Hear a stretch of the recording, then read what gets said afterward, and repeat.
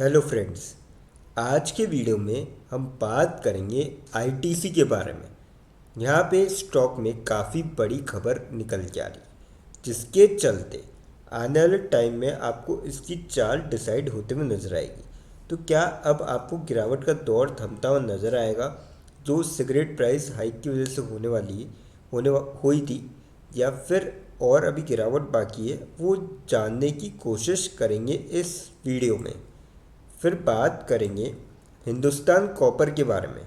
आज के दिन आपको स्टॉक में अच्छी खासी तेज़ी देखने को मिली।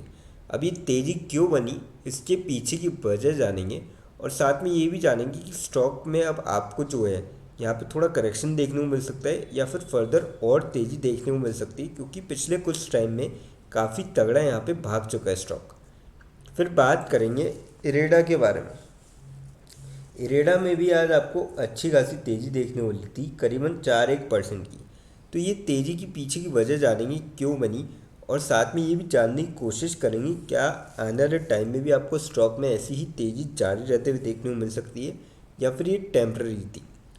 लास्ट में एक ऐसे स्टॉक के बारे में डिस्कस करेंगे जो आप सभी के लिए लेके आया स्प्लिट बहुत ही शानदार रेशियो में। तो चलिए वीडियो स्टार्ट करते हैं। आईटीसी की बात करी जाए, 338 पे क्लोजिंग देखने को मिली थी आज के दिन। 0.85 रुपीज़ की तेज़ी देखने को मिली थी और 0.25% तक स्टॉक चढ़ता हुआ नजर आया। वॉल्यूम की बात करी जाए, 2 CR के करीब वॉल्यूम थी। कल की बात करी जाए, यानी कि फ्राइडे की, 4 CR के लगभग वॉल्यूम थी। 3 CR के आसपास डिलीवरियाँ उठाई गई थी। वीक की अगर एवरेज देखें, 5 CR के करीब वॉल्यूम थी। 3 CR के आसपास डिलीवरियाँ उठाई गई। और मंथ की आप एवरेज देखेंगे, 4 CR के लगभग वॉल्यूम थी और 2 CR के आसपास डिलीवरियाँ उठाई गई थी। तो काफ़ी ठीक ठाक वॉल्यूम में स्टॉक आज के दिन ट्रेड होता हुआ नजर आया। बात करी जाए अपडेट की, tech shocks looms, but ITC's bigger worry is losing market share to Godfrey Phillips। तो ये जो है थोड़ी सी चिंता की बात है कि यहाँ पे मार्केट शेयर जो है सिगरेट का, रेगुलराइज सिगरेट मार्केट का, वो थोड़ा सा यहाँ पे आईटीसी लूज़ कर रहा है और चैलेंजेस मिल रहे हैं गोडफ्रे से। और इसी के कारण, और देखिए आप यहाँ पे सिगरेट प्राइसेस जो है 30% तक हाइक होंगे। और लास्ट टाइम जब 2018 के आसपास हुआ था, तब स्टॉक 50% तक करेक्ट हुआ था उस टाइम पे। और अभी 1 जनवरी से अगर हम ईयर टू डेट लगा देते हैं, तो स्टॉक में आप देख सकते हो कि 13% के आसपास गिरावट हो चुकी है अभी इस साल, बीते 12 दिनों के अंदर। और मुझे लगता है कि यहाँ पे आपको आज की दिन थोड़ी बहुत फ्लैट सा चलते हुए देखने को जरूर मिला है स्टॉक। 0.25% की तेज़ी देखने को मिलती, पर कहीं ना कहीं अगर ये बात है कि अगर मार्केट शेयर लूज़ होता है अभी इनिशियली, तो कहीं ना कहीं स्टॉक में फर्दर और गिरावट आ सकती है। तो मेरे ख्याल से तो इसको जो है थोड़े से टाइम के लिए अवॉइड किया जा सकता है। बाकी लॉन्ग टर्म के पॉइंट ऑफ व्यू से अगर स्टॉक और गिरता है तो आप इसका फ़ायदा उठा सकते हैं। अब बात करते हैं हिंदुस्तान कॉपर के बारे में। 547.5 पे क्लोजिंग देखने को मिली। 26.7 रुपीज़ की तेज़ी देखने को मिली और 5.13% तक स्टॉक चढ़ता हुआ नजर आया। बीते एक महीने में आप देखेंगे स्टॉक में 43.21% के ज़बरदस्त रिटर्न है। बात करी जाए वॉल्यूम की, 6 CR के लगभग वॉल्यूम थी आज के दिन। कल की बात करी जाए, 4 CR के लगभग वॉल्यूम थी। 73 लैक्स की डिलीवरियाँ उठाई गई। वीक की अगर एवरेज देखें, 4 CR के लगभग वॉल्यूम थी। 1 CR के आसपास डिलीवरियाँ उठाई गई। मंथ की आप एवरेज देखेंगे, 5 CR के लगभग वॉल्यूम थी और 1 CR के आसपास डिलीवरियाँ उठाई गई। तो काफ़ी सही वॉल्यूम में स्टॉक यहाँ पे ट्रेड होता हुआ नजर आया आज के दिन। अब बात करी जाए अपडेट की इसमें,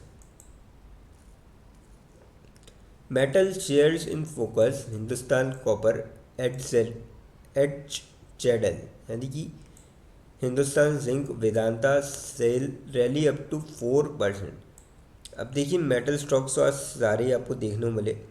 और Q4 is seasonally strong for volume push, and thus analysts expect more steel companies to foresee very sharp reversals in margins in quarter 4 financial year 26। तो यही वजह है कि आपको जो है मेटल स्टॉक्स में तेज़ी देखने को मिली और निफ्टी मेटल इंडेक्स 1.5% तक आज चढ़ता हुआ नजर आया। और मेरे ख्याल से तो मुझे लगता है कि आने वाले टाइम में भी आपको जो है ये तेज़ी का दौर जारी रहते हुए देखने को मिल सकता है। पर हाँ, मैं शॉर्ट टर्म वालों को ये कहूँगा, क्योंकि बीते एक महीनों में ज़बरदस्त चल चुका है, 43.21% के रिटर्न है। तो आप थोड़ा सा यहाँ पे वेट करें।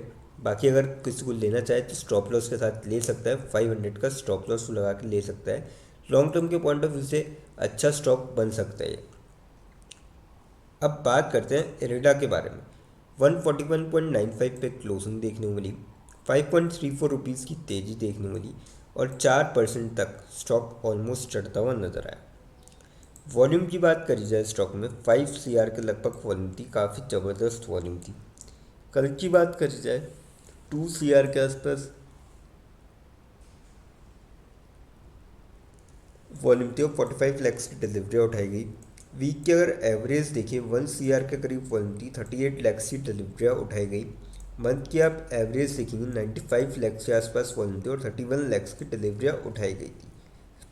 तो काफ़ी ज़बरदस्त वॉल्यूम में स्टॉक यहाँ पे ट्रेड होता हुआ नजर आया आज के दिन।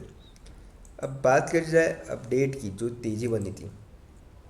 IREDA share rises over 4% on Q3 earnings. अब देखिए फ्राइडे के दिन यहाँ पे Q4 के रिजल्ट निकल के आए थे, 4.5% के लगभग आपको तेज़ी देखने को मिली और 142.45 का हाई भी बनाया था स्टॉक में आज के दिन। रिजल्ट्स काफ़ी शानदार थे इनके और आप देख सकते हो कि IREDA share saw a turnover of ₹53.18 crore in the current session और 378.91 लाख शेयर्स चेंज हैंड्स। और इसी के चलते आपको स्टॉक में काफ़ी शानदार भी तेज़ी देखने को मिली आज के दिन। मुझे लगता है कि कहीं ना कहीं स्टॉक में अब आपको और तेज़ी देखने को मिल सकती है, क्योंकि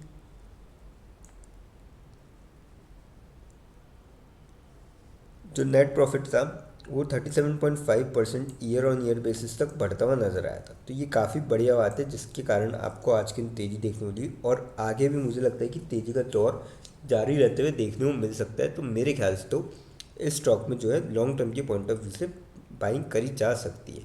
अब बात करते हैं उस स्टॉक के बारे में जो आप सभी के लिए लेके आए, split. Kotak Mahindra bank limited company का नाम है। 2134 पे क्लोजिंग देखने को मिली थी आज के दिन।